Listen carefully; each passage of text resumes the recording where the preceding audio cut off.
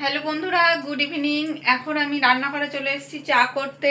আর আজকে বলেছিলাম না আজকে জন্মদিন আছে, তো জন্মদিনের ভিডিওটার আমি সকালের ভিডিওর সাথে দিচ্ছি না, কারণ সকালের ভিডিওটা এমনিতেই বড় হয়ে গেছে। তো জন্মদিনের ভিডিওটা আমি ঠিক করেছি যে আমি আলাদাই দেবো।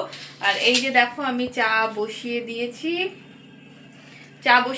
আর ওইদিকে অ্যাকোয়াগার্ডটা চলছে, জলটাও ভরে নেবো। তো তোমরা দেখতে থাকো। চা হয়ে গেছে রেডি। এই যে চা এসে গেছে, চা এসে গেছে। হাই, এটা হলো আমার আইসক্রিম। ওটা কি? আইসক্রিম? নাও খেয়ে নাও। এই দেখ, বিস্কুটটা নিয়ে আসি তারা। এখন হাত ধুয়ে এসো, হাত ধুয়ে এসো। ক্লে নিয়ে খেলছো, হাত ধুয়ে এসো। বিস্কুটটা নিয়ে আসি। হি হি হি। এই দেখ আমি। বস, বস। খা। তো বন্ধুরা দেখো আমি মোটামুটি রেডি হয়ে গেছি। যেটুকু টুকটাক যেটুকু সাজা সেটুকু সেজে, এমনিতে খুব একটা সাজগোজ আমার ভালো লাগে না। খুবই অল্প, যতটা অল্পর মধ্যে দিয়ে ওই জাস্ট একটু পাউডার আর একটু লিপস্টিক, ব্যাস এটাই আমার সব থেকে ভালো। আগে জানো তো মোটামুটি একটু মেকআপ টেকআপ করতাম, বাট এখন ওইসব মানে বিশেষ করে মেয়ে হয়ে যাওয়ার পর থেকে কোথাও গেলে আর সেভাবে আমি মেকআপ কিছু করি না। কারণ এসে ওর পেছনে অনেকটা সময় নষ্ট করতে হয়, এসে মেকআপ তোলা ওটা আমার একদমই খুব একটা মানে ভালো লাগে না। মেকআপ করতে যতটা না এনার্জি, মানে মেকআপ করতে এনার্জি থাকে কিন্তু মেকআপ তুলতে আমার একদমই এনার্জি থাকে না। তো আমি মেকআপ করা পুরোপুরিভাবে ছেড়ে দিয়েছি। খুব সামান্য যেটুকু না করলে না সেটুকু করে যায়। আর আমি রেডি হয়ে গেছি, তোরসা এবার রেডি হবে। তো আমরা রেডি হয়ে তারপরে বেরোবো। আর তোমাদের দাদার একটা কাজ আছে, সেই কাজটা সেরে তারপর আমরা একসাথে যাব। আর একটা কথা বলে রাখি, সন্ধেবেলা থেকে কিন্তু বৃষ্টিটা কমে গেছে। তো যাই হোক, এখন বৃষ্টি হচ্ছে না, তো এটাই সবচেয়ে আনন্দের ব্যাপার। আর ঘড়িতে বেজে গেছে মোটামুটি 8টা মতো। আর আধ ঘন্টার মধ্যেই আশা করছি বেরোতে পারবো। তো চলো তোমরা ভিডিওটা দেখতে থাকো। তো বন্ধুরা দেখো আমি তোরসাকেও রেডি করে নিয়েছি। আর তোমাদের দাদার যে কাজটা ছিল সেটাও কমপ্লিট হয়ে গেছে, ও বাড়ি এসে গেছে। তো এবার আমরা সবাই মিলে একসাথে বেরোবো। আর মোটামুটি ভেবেছিলাম যে 8:30, বাট 8:30 না, 9:45 মোটামুটি বেজে গেল। তো যাই, এবার বেরোই, আর দেরি করা যাবে না। চলো আবার ওখানে গিয়ে তোমাদেরকে সবকিছু দেখাবো। হ্যালো। যাওয়ার সময় সবাই মিলে একটু ভিডিও করে নিচ্ছি।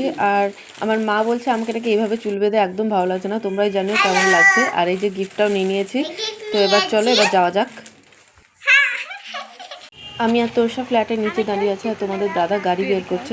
অন্ধকারে সেরকম ছবিটা আসেনি, তাও যতটা পারা গেছে ততটা করেছি। একদমই কেমন ভূত ভূত লাগছে। এই যে আমরা পৌঁছে গেছি অনুষ্ঠান বাড়িতে, মানে এটাও একটা ফ্ল্যাট।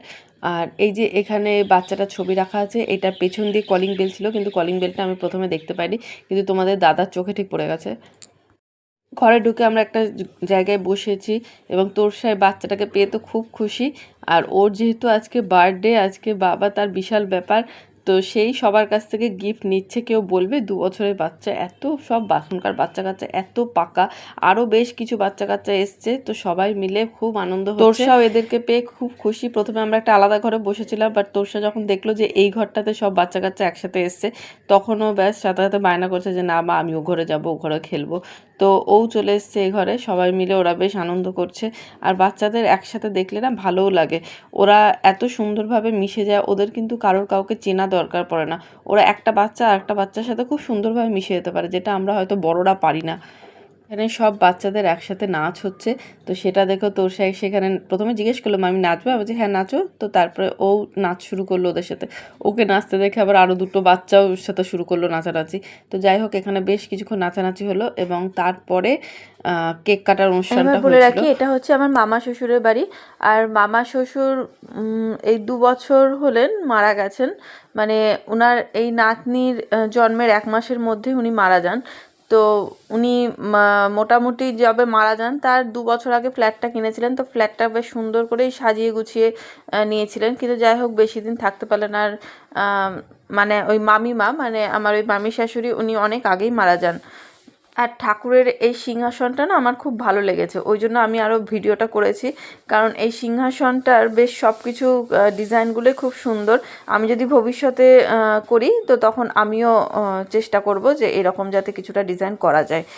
এইবার দেখো কেক কাটার সময় এসে গেছে, সবাই এ ঘরে মোটামুটি চলে এসেছে। আর কেকের ডিজাইনটা খুব সুন্দর, একটা কেকের ওপর কয়েকটা পান্ডা আছে এবং বাঁশ দিয়ে চারিদিকে সাজানো আছে, মাঝখানে আর আছে একটা খরগোশ। তো যাই হোক, খুব নতুনত্ব ইউনিক ডিজাইন। আর সবাই বাচ্চা কাচ্চা বড়রা সবাই যারা যারা ছিল সবাই এই সময়তে এইখানেই চলে এসেছে।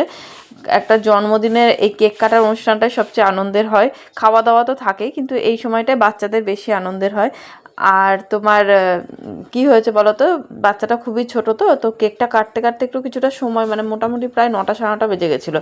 তো তারপরে বাচ্চাটার তখন আর ভালো লাগছিল না, মানে 2 বছর মতো বয়স, তো আর ভালো লাগছিল না। তো ওই জন্য ওই কেক কেটে একটুখানি কেকও মুখে দিল না, চলে গেল নিজের ঘরে খেলতে।